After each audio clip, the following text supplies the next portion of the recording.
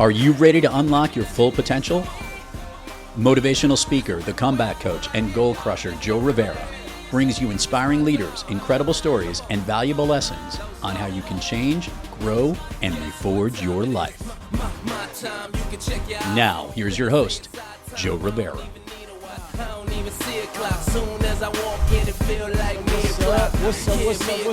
What's going on, everybody? Welcome to the Reforge Your Life Show. I'm your host, Joe Rivera. And here at the Reforge Your Life Show, we like to show you that the comeback is more than possible. And today, I'm super excited about the guest I'm bringing on to the show, man. He's a good friend of mine. He's a mentor. He's a coach, a speaker, a pastor, and an author, man. Y'all are going to love the energy and story he's going to bring through, man. Coach Torrey, welcome to the show, brother. Hey, man, listen, Joe, I'm so excited and honored to be on with you today. And I'm just looking forward to a great conversation. I know there's going to be some things dropped that's going to change lives. So thank you so much for giving me the opportunity to come on with you. I'm ready. Let's go. And I'm grateful for you being here, bro. The opportunities for both, and I'm loving it, man. I couldn't wait for this, man. I'm glad. Thank you for being here again, brother. Absolutely. Man, so I've been blessed to be able to hear your testimony, your story, and there's no way in the world that I could tell it anywhere close to as good as you can. Nobody can. So I'd love for you to share with the audience your story and strength and hope, brother. Yeah. Again, thank you so much for having me on. So I was raised in a town called Duncan, Oklahoma. I'm from Oklahoma. I live in Oklahoma City. I was raised in Duncan, Oklahoma, which is a smaller town. And I was raised with this idea of ministry. Like ministry was my life growing up. Like it was everything about my life. But here's the truth, and here's the fact, Joe. I was raised in church. My dad was a pastor, but really the truth is it wasn't really in me, right? It wasn't in me. And so a lot of my life, I really felt like I didn't have a real identity. My biological father passed away when I was a baby, 2 years old, really. And Mm. then so my stepfather raised me, but I was always this outcast from my biological father's side of the family. I always felt like that. And so it kind of led me in this direction in life that really wasn't the best direction of life. And so I never really paid attention and focused on my education or things like that. I wanted to be a musician and a martial arts fighting champion. That was my life. That's what I wanted to do. And I remember my senior year of high school, man. Senior year, the year supposed to graduate, get out, and start my life. And I remember going up to the desk to get all of my graduation material. This is a week of graduation, Joe, the week of graduation. And I Mm. remember saying, "Hey, my name is Tori Montgomery. I'm ready to get out of here." And the lady behind the desk looks at the paper and she says, uh, "Wait a minute, your name is not on the list." I said, "What do you mean my name is not on the list? What are you talking about?" I was like, I've done everything. I've done the senior pictures. I've done the senior talent show. I've done senior skip day. What are you talking about? My name's not on the list." She said, "Hey, don't worry about it. Go talk to the counselor. I'm sure everything's going to be okay." I went and knocked on the counselor's office door and he says, "Come on in." And I walked in and he said, "What's wrong?" "Listen, they said my name is not on the list. I don't know what's going on." And he says, "Come close to my desk." So I get real close to his desk, Joe, and he looks up at me and he says, "Yeah, you're not graduating." Mm. And man, that did something on the inside of me. As a matter of fact, I felt like my heart stopped beating. Because I'm thinking, how in the world did I go through all of this school and I find out the week of graduation that I'm not graduating? I'm like, how am I going to go out here in the hallway and tell all of my friends? Mm. And then I'm like, how am I going to tell my mother? I'm her only son. She's been waiting for this moment. And how am I going to tell her I'm not graduating? Here's the thing. For much of my adult life, I was stuck right there at that desk. And Joe, I would try to go do something great, start a business, but I would always come back and hear those words, "You're not graduating." Mm. I would try to go out and start a career path and do something, and I would hear those words, you're not graduating. So I settled really for just average. I worked at Pizza Hut and I thought this is going to be my life. As a matter of fact, one of my teachers told me the best you're going to ever be able to do with your circumstance is be a manager at McDonald's, maybe. Wow. And those words just stuck with me for a long time. I was stuck at that desk feeling like a failure, feeling like my life wouldn't amount to anything, like I wouldn't go anywhere. Until one day I was sitting on my couch and I was listening to this speaker by the name of Dr. Miles Monroe. And he began to say these amazing things about leadership and about vision and about purpose. And he said something, and this is what changed my life. It changed everything for me because he said the greatest tragedy in life is not death. The greatest tragedy in life is life without purpose. And when he said that, I realized my issue wasn't that I didn't graduate. It wasn't that I didn't go to some big college. My issue was I didn't know my purpose. And right then, that moment, I became irrationally passionate about discovering my purpose. And that's what I did. I found out why I was created. I found out that I was created to impact and influence leaders, impact and influence people around the world. And that's what I began to pursue. And that's what I began to help other people do. I began to help other people, here's how I like to say it, get away from their own personal desk. Whether that's the desk of depression, the desk of stress, the desk of feeling lost, whatever that desk is, my purpose is to help people get away from that desk. And from that point on, I've had the opportunity to literally travel around the world, pouring into leaders, ended up planting a church, pastoring a church, and that's my fulfillment. That's what I call full expression. So it's full expression for me. So that's my journey to get to where I am now. Man, what a blessing that you kept moving forward and didn't give up, because now you're impacting people around the world, man. And I'm grateful and that you didn't give up, because the world needed you. Um, there's a lot to unpack there, though, man. You went from you know being told that you're never gonna be good enough. The best you could do is be a manager at a fast food restaurant. And it's important for the audience to realize, how powerful words are, right? Because those words you believed for a long time, and they put you in a place of darkness. And I kind of want to touch a little bit on that darkness before we get to the light. Um, what was that like? You know, hearing those words and you know living that life of settling, for less in life for what than what you were meant to be. What did that feel like, and what did that do to you? Yeah, that's a great question. For me, it first of all, it gave me an identity crisis. I literally lived in an identity crisis for years. I didn't know who I was. I didn't know why I existed. I had no clue of where I was going.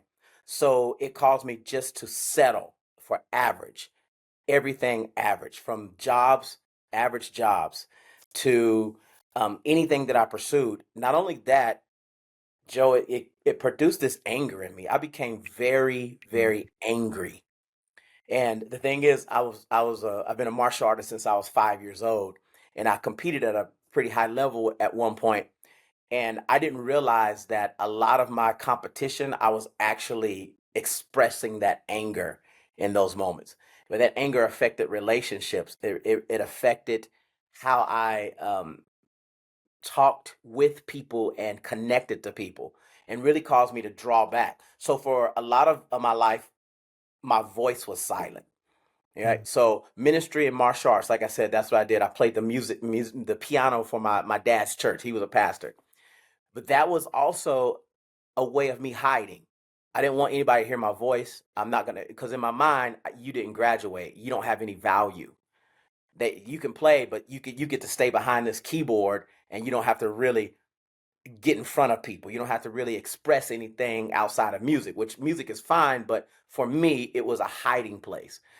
And so I hid for many years of my life. I hid. No matter what I thought could possibly be in me, no, I'm going to hide it. I'm not going to express myself. It affected me all the way into my adult years, all the way until me getting to a place of even in relationships, even marriage. I went through 2 divorces, and I believe all of that was because of this.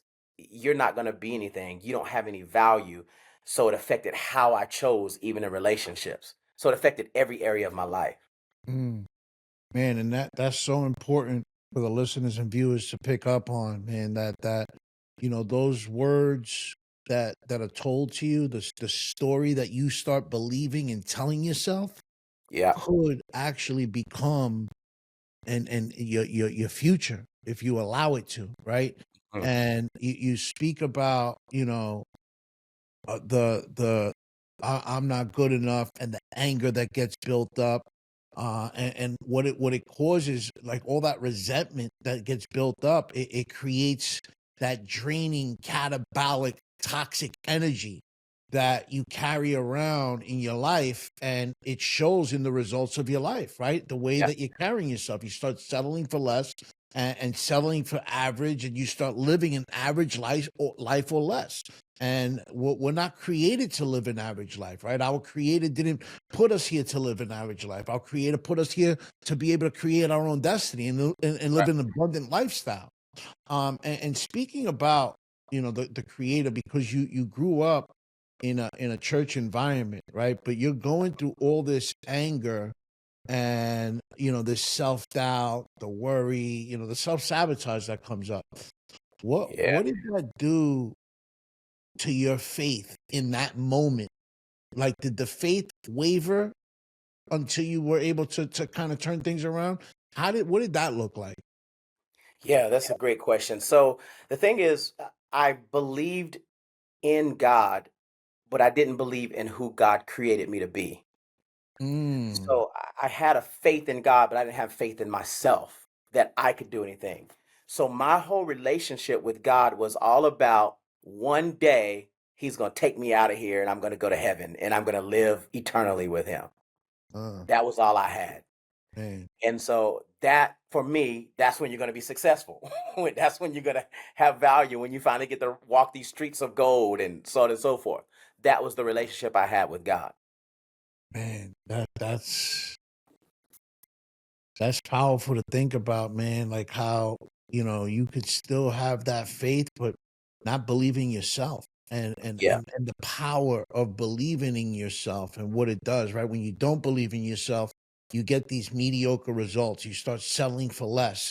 You start, thinking that you're a victim of your circumstances and conditions, and they control your destiny rather than the other way around. So here you are, you're going through all these, believe in yourself. Um, you believe the story that you were told from childhood all the way up. It's affecting your relationships. You're going through 2 divorces, and I'm sure in a household where church is an extremely high core value, that divorce is looked on and frowned upon, right? Yeah. So that's another challenge in itself to go through, and as you're growing. So at what point did you start shifting that, when you started listening to the personal development and diving into that side of the world? Where was the shift there? What made you start doing that? Yeah. So even to go back, 'cause, I had a baby at 17 years old. I got Mm, got a girl pregnant 17 years old. So when you talk about what that looks like in terms of being in a church environment, that yeah. was like, wait a minute, you Mhm. really messed up now. You a baby out of wedlock. Come on, that you really Yeah, messed up. yeah. So that kind of put even more of that pressure on me that, man, you messing up. Man, you are messing up. You didn't graduate, you got a baby, you're messing up. So all of that buildup was just so much. But it was that moment. It was that moment on the couch when I heard Dr. Miles Monroe, when he said, the greatest tragedy of life is not death, it's life without purpose. And then he made this other statement: where purpose is not known, abuse is inevitable. And I'm like, wait a minute.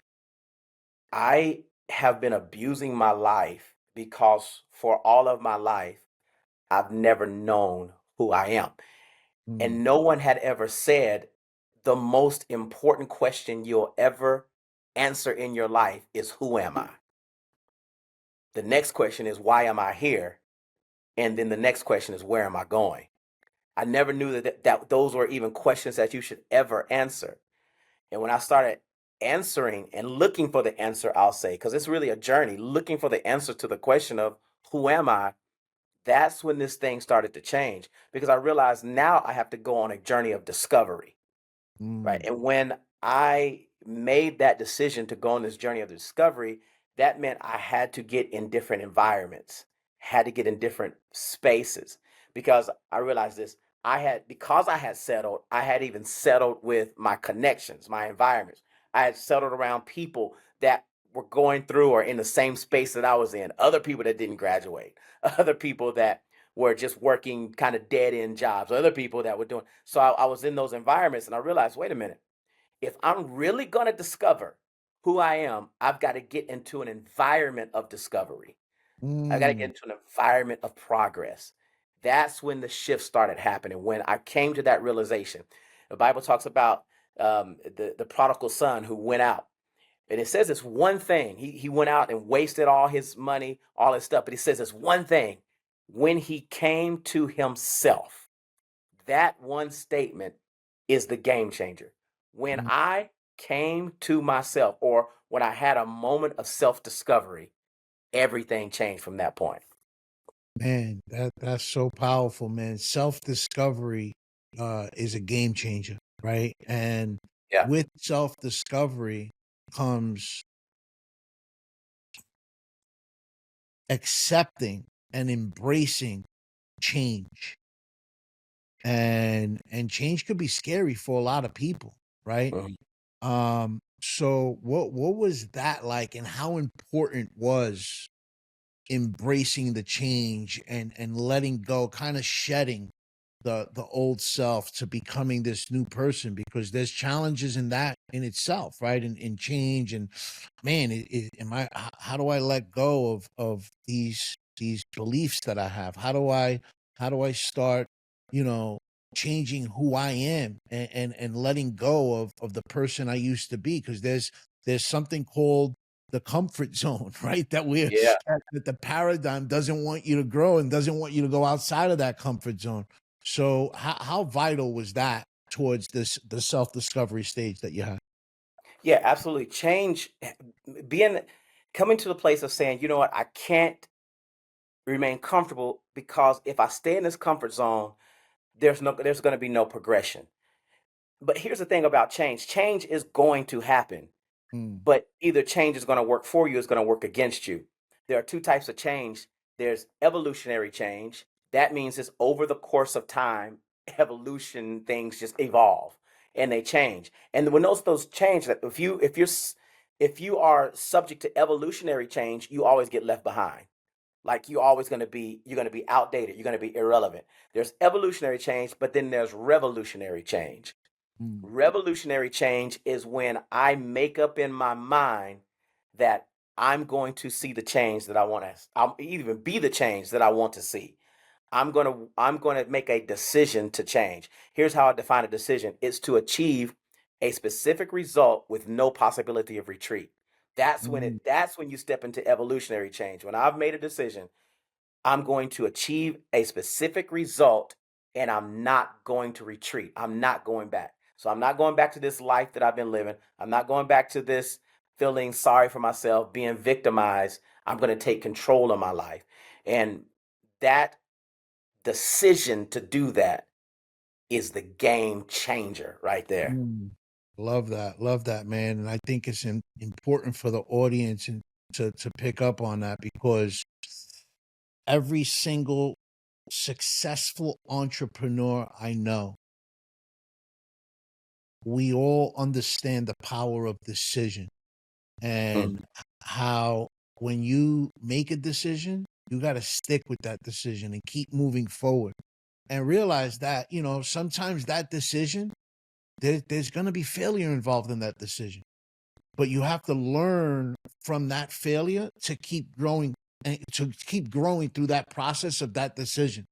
Because a decision you make today, you might not see the fruits of that decision until later on in life. Mm-hmm.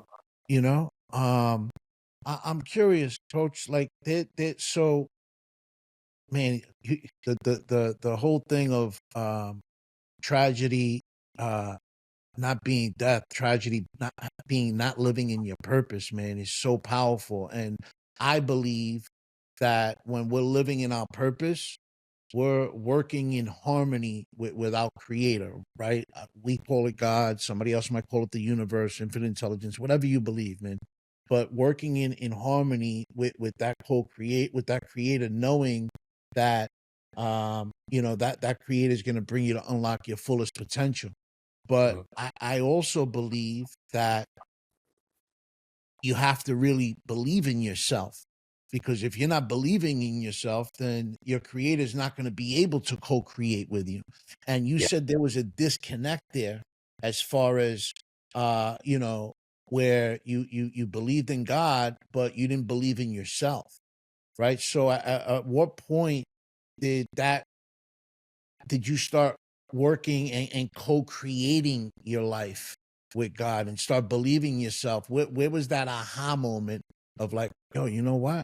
I do believe in myself. I do believe I could do this. I do believe I could take this to the next level. Yeah, I would say it's when I I preached my first sermon.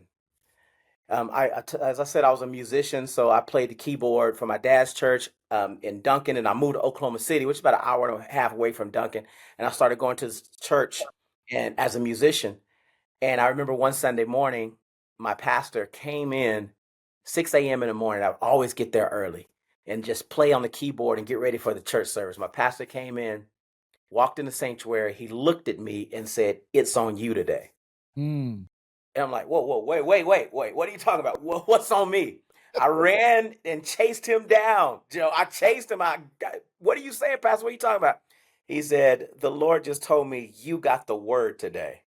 Mm. I'm like, this guy is crazy. What are you saying? Man. And so I went home and I'm like, listen, I'm praying. I'm like, oh God, what am I supposed to do? I don't know how to do this. And again, I'm a martial artist, so I had some boards over there in the corner. I said, you know what? I'm going to take these boards to church and I'm going to break these boards and I'm going to talk about breakthrough. And that's what Mm. I did. I wrote on each board. I wrote fear on one board. I wrote procrastination on another board. I wrote addiction on another board. And I put those boards up and I said, God can help you break through it. Broke the board. God can help you break through fear. Boom, broke the board. God can break addictions off your life. Boom, broke the boards. In that moment, something activated on the inside of me. I saw the people's response. I saw how their lives, their minds were blown. Their lives were being just drastically changed in about a 20-minute message. And right then I said, this is what I'm called to do. Mm. I knew right then that this is what God put on the inside of me. This is the value that I had. This is the expression that I have for the world. That's when I really discovered in that moment who God created me to be right there. That is beautiful, man. And I want everyone to pick up on the fact that sometimes, man, when you are chosen to do something, even when you got that fear, even when you have that doubt, when you push through that fear, when you push through that doubt, what's on the other side of that? That's where the magic is, man. That's where you're able to find that purpose. That's where you're able to find that, you know what, man, there's something inside of me that I'm meant to do something. But it's going through that fear, going through that self-doubt, going through that worry. I mean, you had no idea what giving a sermon was going to be, and you Yeah. put it together, and your creator co-created your life with you from there.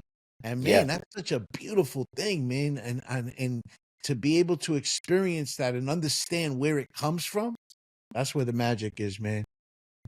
Coach Sawyer, I'm curious though. So you go through cracking through this belief system of self-sabotage, worry, doubt, I'm not good enough.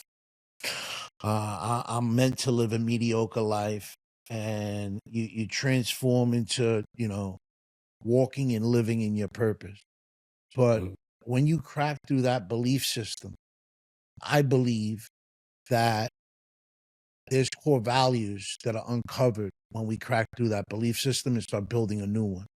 What are some of the core values that you lean into when times do get difficult? Because even when we're walking and living on our purpose, it still gets difficult. It's not a straight ride to success. There's going to be bumps in the road, and learning how to navigate through those bumps in the road is where the growth and success is. But I believe that leaning into our core values is what helps us navigate through that.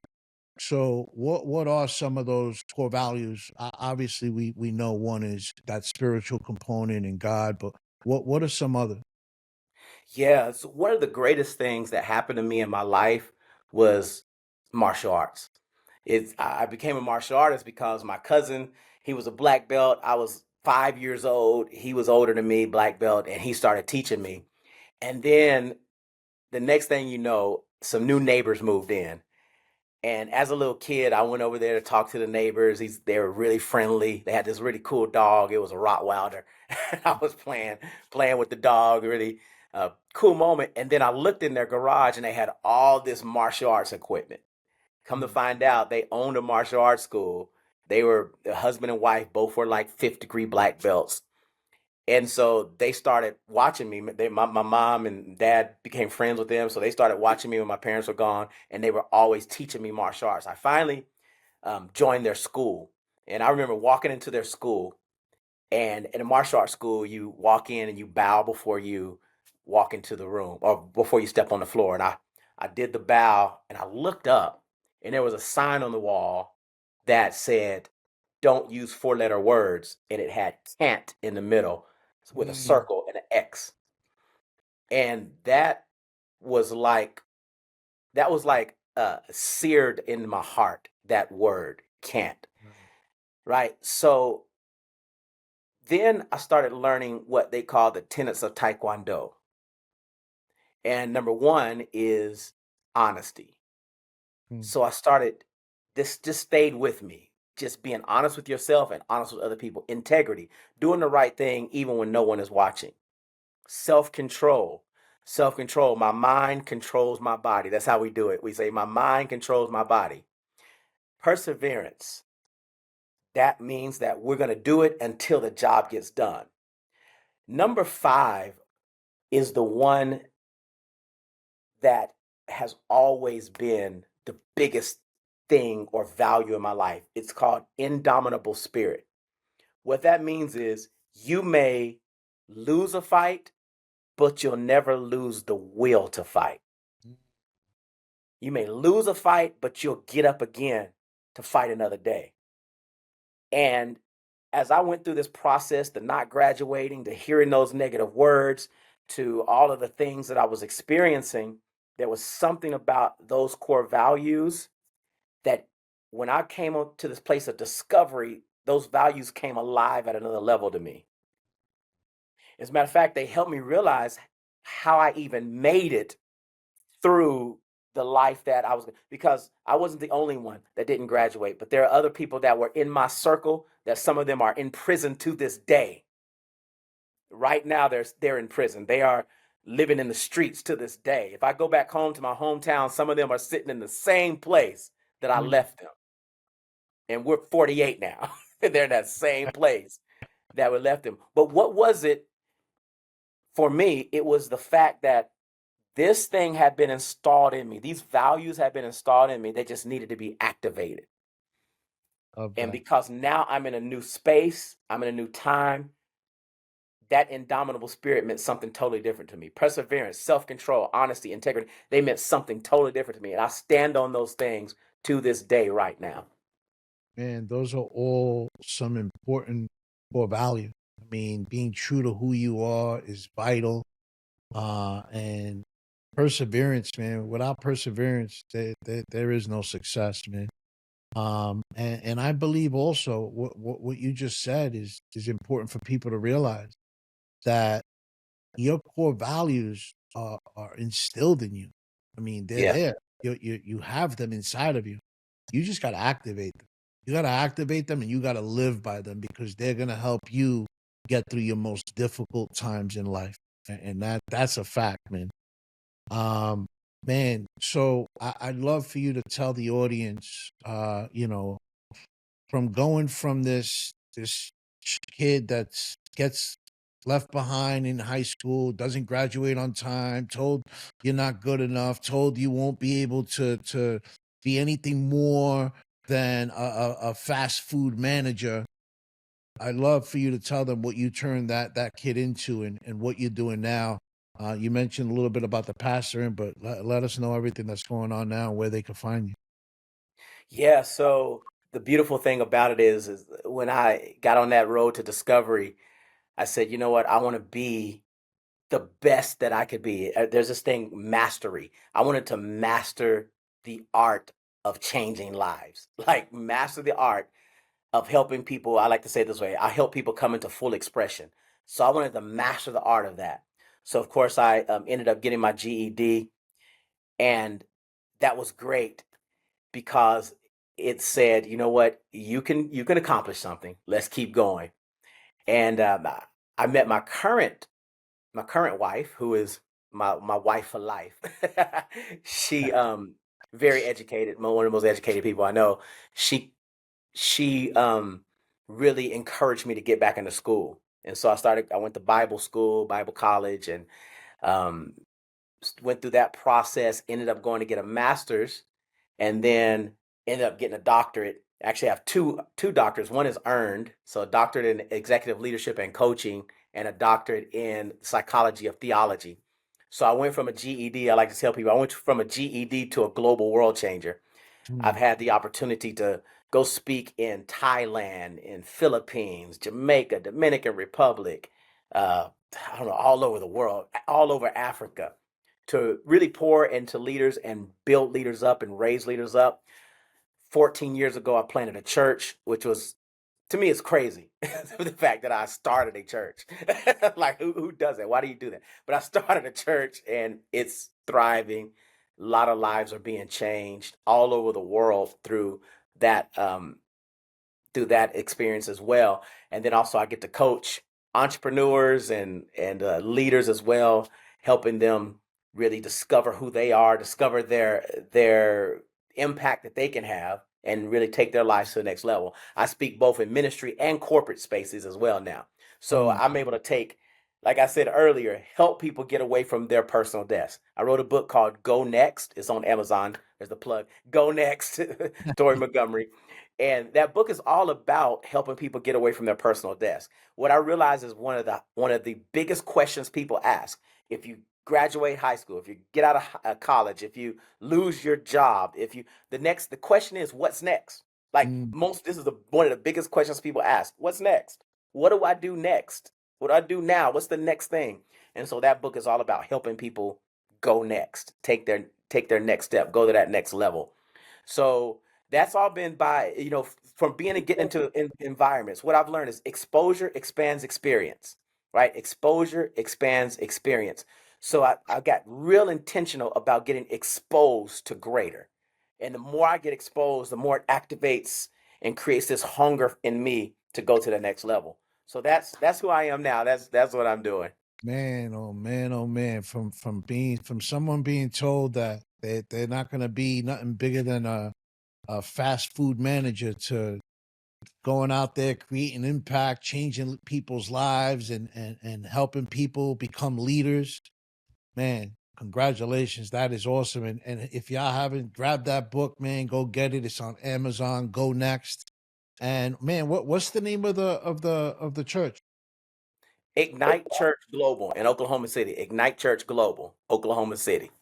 Yeah, man. If y'all are in Oklahoma City, go check it out, man. You got to hear this man give the word. I mean, y'all just heard a little bit just now, a little taste, man. Imagine what he's doing on Sunday when he's out there working with God in co-creation, man. That's awesome, brother. So there's a few questions that I ask all my guests. First is, what does the word purpose mean to you? Purpose means why. It's the why. Mm. So why does a thing exist? That's its purpose. So when I think about purpose, also it's not somewhere that you arrive. It's not a place you arrive or a thing you do. It's a journey you take, right? So you're always on the journey of purpose. You're on this journey of your why. Why do you exist? Why do you exist? Why do you do what you do? That's the purpose of a thing. So going back to that statement, where purpose is not known, abuse is inevitable. If I don't know the why, inevitably I'm going to abuse my time, my relationships, my connections, and my life. So that's purpose to me. Man, I love that, man. The why is so important because why are you here? Why are you doing what you do? Why did God put you here? Yeah. And that's awesome. And when you hear the word reforge, what comes to mind?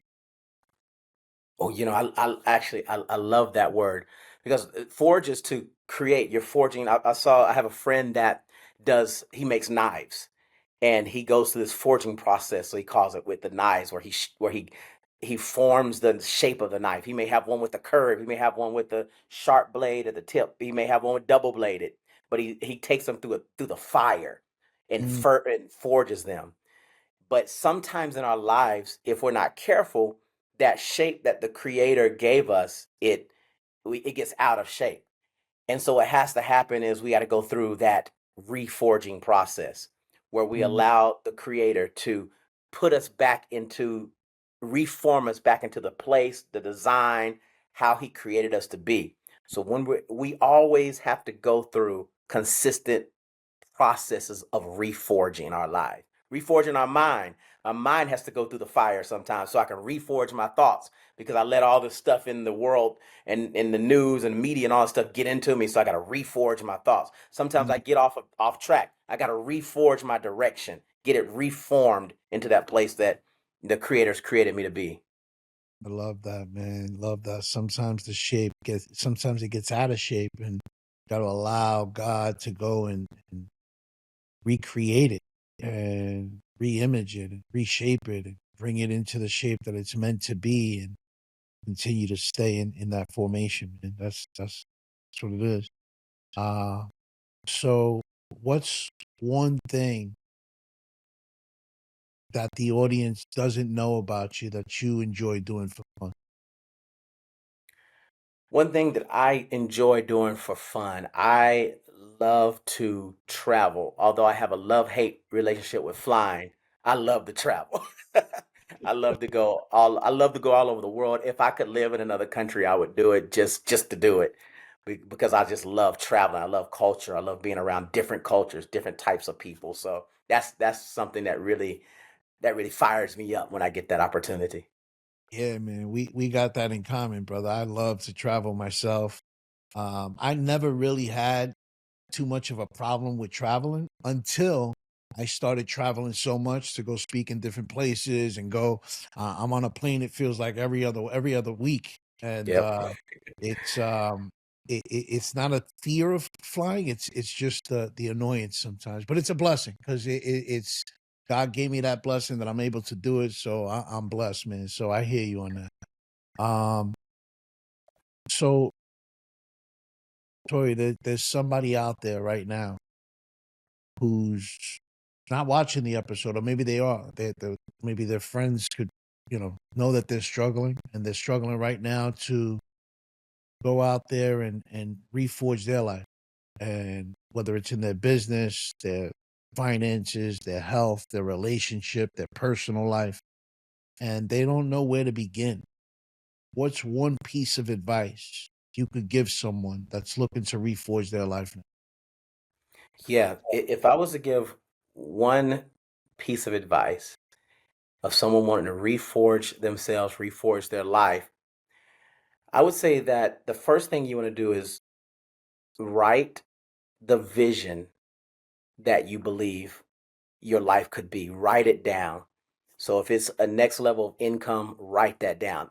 First thing is to get it on paper. Get it in a computer somewhere where that's there, and start dreaming again. Right? Because so many people, Joe, have lost their dream because they're in those places. So I'll say write that thing and break out of your step. I like to tell people, get into your childlike imagination again and start just dreaming, imagining yourself in a greater place, in a bigger place. Do that, because that starts creating a desire. And the more you confess it, the more you say it, you start creating a desire. And then number two, I know you asked for one, but number two is find the environment that speaks to that dream. Yes. You got to get out of those negative environments. Find the environment that speaks to that dream. It might be on a podcast. It might be in a mastermind room. Whatever it is that you can get into, find that environment that speaks to that dream. Man, that is so, so important, man. When you write it down and you visualize it, Yeah. it's part of manifestation. And I believe that it's sad to say, but something happens to people where after childhood, like they stop imagining. They lose that imagination.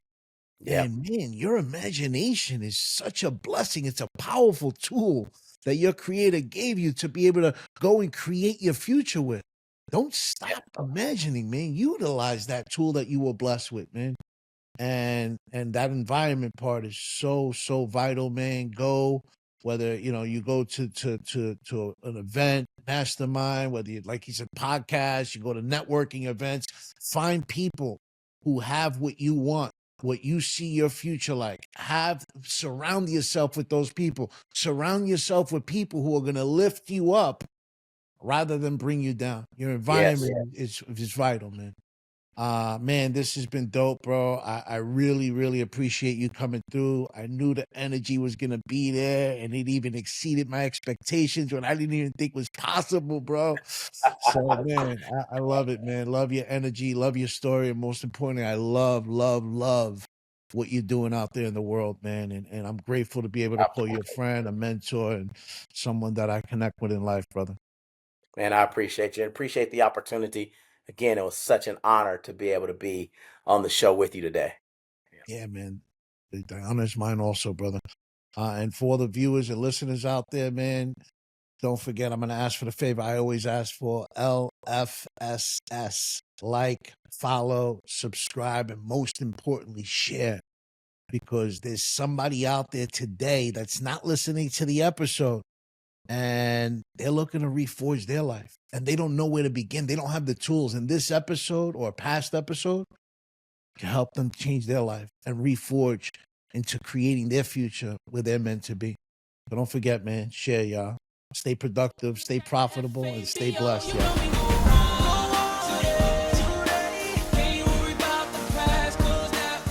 You've been listening to Reforge Your Life with your host, Joe Rivera. Make sure to subscribe wherever you get your podcasts.